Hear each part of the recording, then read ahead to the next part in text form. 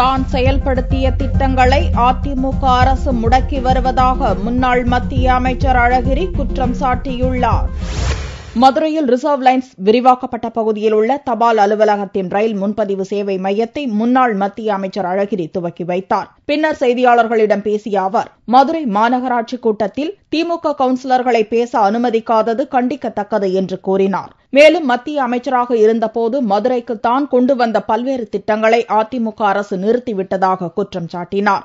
அமைச்சராக இருக்கும்போது கொண்டு வந்த ஸ்கீம் எல்லாம் இன்னைக்கு ஒன்று ஒன்றா நிறுத்திட்டு இருக்காங்க.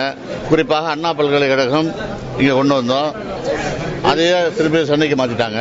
இலவச கழிப்பறை ஒரு 15 இடத்துல கட்டியிருந்தோம். அதெல்லாம் இன்னைக்கு கட்டணம் வசூல் பண்ணிக்கிட்டு அதிமுக காரர்களே கான்ட்ராக்ட் எடுத்து செஞ்சுட்டு இருக்காங்க.